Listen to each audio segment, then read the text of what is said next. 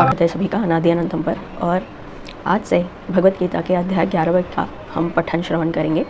इसमें भगवान ने अपने विश्व रूप का वर्णन किया है, वो अर्जुन को दर्शाया है और संजय के वाणी से जो धृतराष्ट्र को इस सारी कथा का यथादृश्य जो है वो कथन कर रहा है, उसके माध्यम से हम सभी को भगवान के विश्व रूप का बोध होता है। तो आज हम यही इंटरेस्टिंग अध्याय जो है इसका पठन श्रवण करेंगे। ओम श्री गणेशाय नमः। श्री गुरुभ्यो नमः। गुरुचरणारविंदाभ्यां नमः। नमो नमः श्री गुरुपादुकाभ्यां। श्री कृष्ण कृष्ण कृष्ण अच्युतानंत गोविंद कृष्णाय वासुदेवाय देवकी नंदनाय च नंदगोपकुमाराय गोविंदाय नमो नमः। श्री राधा कृष्णाय नमो नमः। भगवद गीता अध्याय 11 विश्वरूप दर्शन। श्लोक नंबर 1, श्लोक संख्या 1। अर्जुन उवाच मद अनुग्रहाय परमं गुह्यम् अध्यात्मसंगीतं यत्त्वयोक्तं वचस्तेन मोहो अयं विगतो मम। मद अनुग्रहाय, मुझ पर अनुग्रह करने के लिए, परमं गुह्यम, बहुत ही अति गोपनीय सीक्रेट जो है, रहस्य को, अध्यात्म संगीतम, अध्यात्म के नाम पर जो ये परम रहस्य है, उन सभी रहस्यमयी बातों को आपने मुझे विस्तार से बताया। यत् त्वयोक्तम वचस्तेन, यत् त्वयोक्तम यानी जो आपने कहा, यत् जो भी आपने कहा, वचस्तेन आपके उन वचनों से, मोहो अयम विगतो मम, मेरा जो मोह है, मोहो अयम मेरा जो ये जो मोह है, विगतो मम यानी मेरा, विगतो चला गया। मद अनुग्रहाय परमं गुह्यम अध्यात्म संगीतम यत्त्वयोक्तम वचस्तेन मोहो अयम विगतो मम। तो अर्जुन के मन में जो द्वंद्व चल रहा था वो मोह के कारण था कि उसने इस शरीर को ही अस्तित्व मान लिया था। लेकिन अभी इन 10 अध्यायों में भगवान श्री कृष्ण ने वर्णन किया है कि ये जो शरीर है, जो देह है, जिससे हम संबंध, नाना प्रकार के संबंध हम मानते हैं, आचार्य का, शिष्य का, पिता पुत्र का, तो ये केवल और केवल शरीर से है। परंतु उन सभी शरीरों में आत्मस्वरूप जो तत्व है वो केवल एक ही है, वो नाना प्रकार का नहीं है।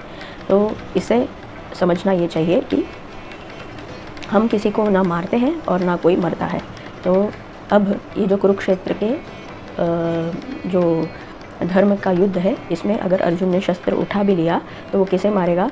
केवल और केवल उस शरीर का हनन करेगा जो उसके सामने है।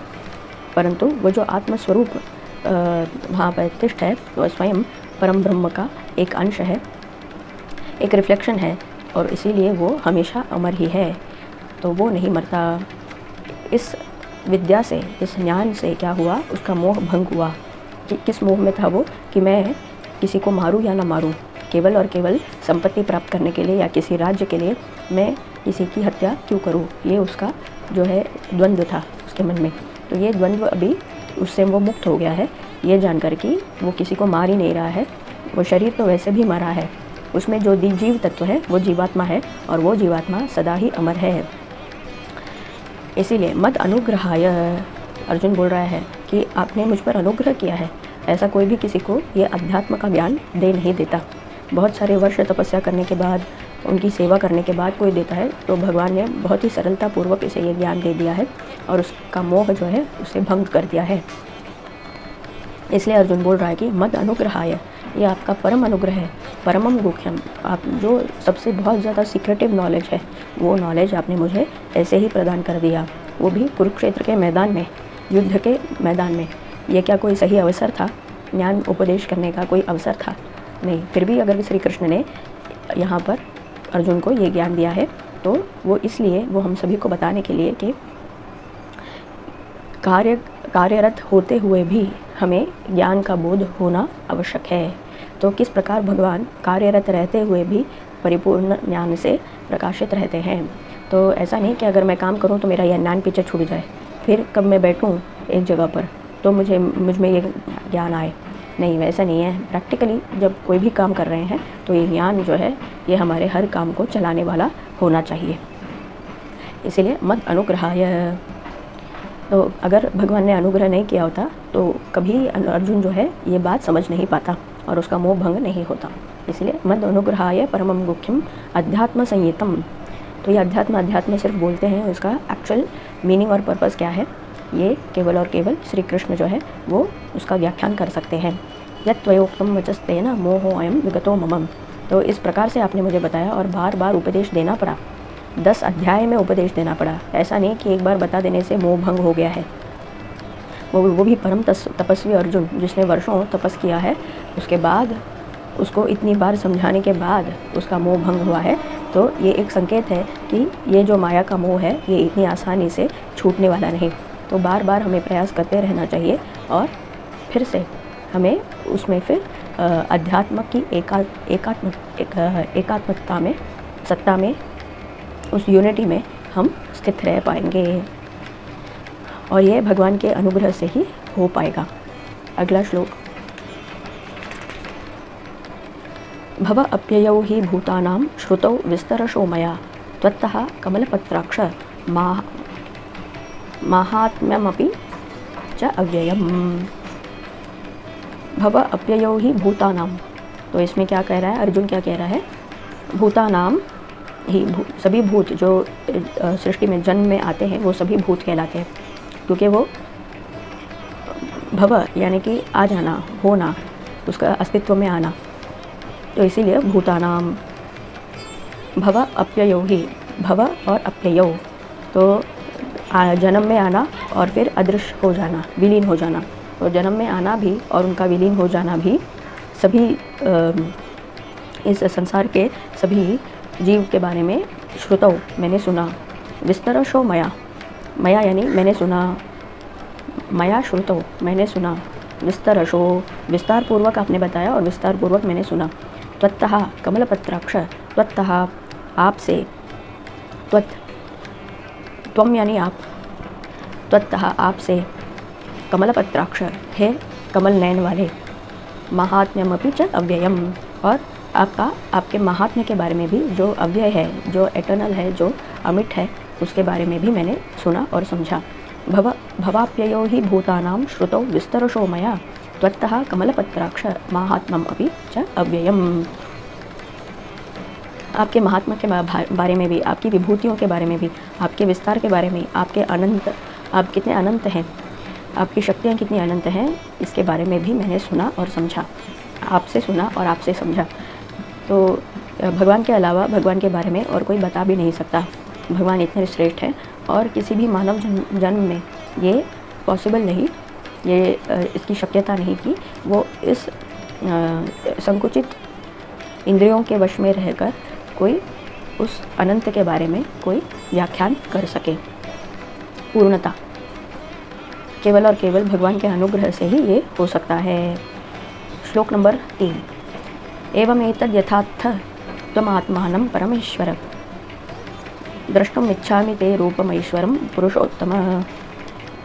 एवमेतद् यथार्थ, एवं इस प्रकार से, एतत् यथा जो भी यहाँ पर जिस भी प्रकार से उपस्थित है, यथा माने कि एज इट इज़, एतद ये जो नॉलेज है वो, एवं एतद यथार्थ, आर्थ आपने जो भी बताया है, तुम आत्मानं परमेश्वरम आपने स्वयं मुझे बताया है, हे परमेश्वर, द्रष्टुम इच्छामि ते रूपमैश्वरम पुरुषोत्तम, द्रष्टुम देखने की इच्छा रखता हूँ, द्रष्टुम इच्छामि देखने की इच्छा रखता हूँ, क्या, ते रूपमैश्वरम आपके ऐश्वर्य से परिपूर्ण उस रूप को देखने की मुझे इच्छा हो रही है, हे पुरुषोत्तम। एकदम जाहिर सी बात है कि हम अगर किसी विषय के बारे में बार बार सुने तो हमें कुतूहल होता है कि हमें देखना है उसे, तो पहले सुनते हैं फिर हमें उसे देखने की इच्छा जागृत हो जाती है। तो इसीलिए अर्जुन के मन में भी ये इच्छा जाग गई। एवं एतद् यथार्थ त्वम् आत्मानं परमेश्वर द्रष्टुम् इच्छामि ते रूपमैश्वरम पुरुषोत्तम, हे पुरुषोत्तम आपके ऐश्वर्य से परिपूर्ण उस रूप को मुझे देखने की इच्छा हो रही है। अगला श्लोक, श्लोक नंबर 4। मन्य से यदि तत् शक्यं मया द्रष्टुम् इति प्रभो योगेश्वर ततो मे त्वं दर्शयात्मानम् अव्ययम्। तो मन्य से यदि अगर आप ये मानते हैं, मन्य से अगर आप मानते हैं, तत् शक्यम वो पॉसिबल है, शक्य है, तो मया द्रष्टुम इति प्रभो मैं देख सकता हूँ, मुझ में वो योग्यता है, मुझ में वो पात्रता है, अगर ऐसा आप मानते हैं हे प्रभो, तो योगेश्वर ततो में तुम, हे योगेश्वर, हे परम पुरुषोत्तम, हे जगदीश्वर, हे कृष्ण, ततो में तुम, तब आप क्या करिए, मुझे आप अपना दर्शयात्मानम अव्ययम, दर्शय आप मुझे दिखाइए, आत्मानम अव्ययम आपका, अब आप अपने आप को मुझे बताइए, जो अव्यय आपका जो अव्यय ये रूप है, ऐश्वर्य से परिपूर्ण है, वो मुझे उसका मुझे दर्शन करवाइए। तो यहाँ पर आप गौर कीजिए, यानी ऑब्जर्व कीजिए कि भले श्री कृष्ण और अर्जुन बहुत सखा है, बहुत ही एक दूसरे के साथ क्लोज़ है, इंटीमेसी है और रोज़ सोते जागते एक साथी है, फिर भी यहाँ पर अर्जुन विनयपूर्वक निवेदन कर रहा है भगवान को योगेश्वर, भगवान को भगवान हे प्रभु ऐसे ही संबोधित कर रहा है और वो इच्छा प्रकट कर रहा है कि अगर आप मन्य से यदि तत्शक्यम, अगर आप ये समझते हैं कि आपके योग के वो उस रूप को देख पाने की क्षमता मुझ में है और वो उचित है, तो मुझे आप दर्शन दीजिए। उसने इंसिस्ट नहीं किया। जैसे ज़्यादातर अगर हम भगवान से कुछ प्रार्थना करते हैं तो डायरेक्ट ही बोलते हैं मुझे ये चाहिए, मुझे आप ये दीजिए, मुझे ये चाहिए, मुझे ये दीजिए, और जब तक नहीं मिलता है तब तक हम सिर्फ पकड़ के बैठे रहते हैं, मुझे ये दीजिए, मुझे ये दीजिए। लेकिन अर्जुन के प्रार्थना करने में कितना एक डिफरेंस है, कितनी एक सौम्यता है और विनम्र एक भाव है कि यदि आप समझते हैं कि यह शक्य है, पॉसिबल है, तो मुझे आप दर्शन ज़रूर करवाइए। तो अगला श्लोक नंबर 5, श्री भगवान वाच, अभी भगवान कह रहे हैं, पश्य मे पार्थ रूपाणि शतशो अथ सहस्रशः नाना विधानि दिव्यानि नाना वर्णाकृतानि च। पश्य मे पार्थ, हे पार्थ देखो, रूपाणि शतशो अथ सहस्रशः, मेरा ये रूप जो शतशो, शत यानी 100, तो 100 में जो है वो, और सहस्रशः, और जो सहस्र यानी हज़ार, हज़ारों की संख्या में और 100 की संख्या में जो मेरे इतने रूप हैं असंख्य, नाना विधानि दिव्यानि, विविध प्रकार के दिव्य जो मेरे रूप हैं, नाना वर्णाकृतानि च, अलग अलग वर्ण और अलग अलग आकृति यानी रूपों में जो उपस्थित है वो सब तुम देखो। पश्य मे पार्थ रूपाणि शतशो अथ सहस्रशः नाना विधानि दिव्यानि नाना वर्णाकृतानि च। हे पार्थ, अब तुम देखो मेरे नाना प्रकार के रूप, वर्ण और आकृति से परिपूर्ण ये जो मेरा रूप है उसका दर्शन करो। तुरंत भगवान इतने सरल है कि तुरंत उन्होंने मान लिया। श्लोक नंबर 6, पश्य आदित्यान् वसून् रुद्रान् अश्विनौ मरुतस्तथा बहून्य अदृष्टपूर्वाणि पश्याश्चर्याणि भारत। पश्य देखो, आदित्यान् वसून् जो 12 आदित्य है उन्हें, वसून् जो 8 वसु है उन्हें, रुद्राणी जो 11 रुद्र है वो, अश्विनौ जो 2 अश्विन कुमार हैं वो, सूर्य के पुत्र, मरुतस्तथा जो मरुदगण हैं, कितने हैं 49, जो 49 मरुदगण हैं वो, बहूनि अदृष्टपूर्वाणि, तो और भी बहुत से अदृष्टपूर्वाणि, पूर्व में तुमने जो नहीं देखा, अदृष्ट जो दृष्टिगोचर नहीं हुआ है, तुमने जो नहीं देखा है पूर्व में, वो भी तुम पश्य आश्चर्याणि भारत, ऐसे ऐसे आश्चर्यचकित कर देने वाले दृश्य जो है वो तुम पश्य अभी देखो। हे भारत, हे भरत के कुल में आए हुए भारत, तुम देखो। पश्य आदित्यान् वसून् रुद्रान् अश्विनौ मरुतस्तथा बहून्य दृष्टपूर्वाणि पश्याश्चर्याणि भारत। अगला श्लोक, तो भगवान बता रहे हैं कि देखो ये सब मुझ में है। श्लोका 7, इहैकस्थं जगत्कृत्स्नं पश्चाद्य सचराचरं मम देहे गुडाकेश यच्चान्यत् द्रष्टुमिच्छसि।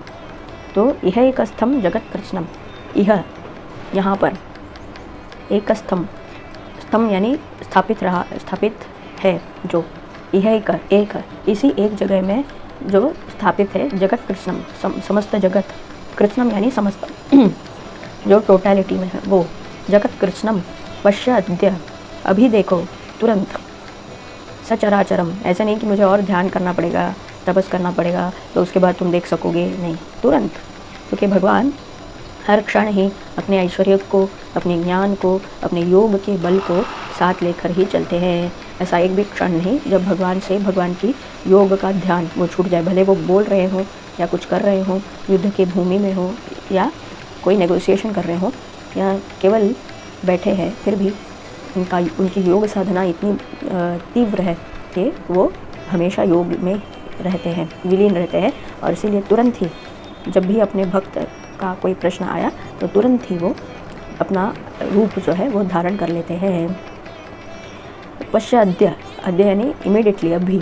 पश्य देखो, सचराचरम, स क्या है, उसके साथ, किसके साथ, चराचरम, जो मूवेबल और इमूवेबल है उन सभी के साथ तुम देखो। इसी जगह पर समस्त जगत को तुम देख लो। मम देहे, मेरे इस शरीर में ही, गुणाकेश, हे अर्जुन, हे गुणाकेश, यच्च अन्यत द्रष्टुम इच्छसि, यच्च अन्यत, और कोई अन्य बात हो जो तुम देखना चाहो तो वो भी, द्रष्टुम इच्छसि, जो तुम्हें इच्छा है देखने की वो भी तुम देख लो। यह कस्तम जगत कृत्स्नम पश्यद्य सचराचरम मम देहे गुणाकेश च यच्च अन्यत द्रष्टुम इच्छसि। तो इससे पता क्या चलता है कि जो भी इस ब्रह्मांड में है वो इसी एक शरीर में है। अगर आपने ध्यान लगा लिया तो आप वो महसूस भी कर सकते हैं, देख भी सकते हैं स्वयं, और किसी को दिखा भी सकते हैं। यही कस्थम, इसी एक जगह में समस्त जगत है। कृत्स्नम पश्यद्य सचराचरम, समस्त चराचर जो है वो इसी शरीर में है, इसी आत्मा में है, और तुम देख सकते हो। तो कहीं और ढूंढने, घूमने के या भ्रमण करने की ज़रूरत नहीं। जितने भी तीर्थ हैं वो यहाँ पर हैं, जितने भी मंदिर हैं वो यहाँ पर हैं, जितने भी देवी देवता हैं वो यहाँ पर हैं। यहाँ पर यानी किस में, आत्मा में हैं। तो उसी आत्मा का अगर हम ध्यान कर लें तो इसी एक जगह पर, इसी एक स्थान पर हमें सारे दर्शन हो सकते हैं। अगला श्लोक, तो भगवान यही कह रहे हैं। अगला श्लोक, न तु माम शक्य से द्रष्टुम, हाँ,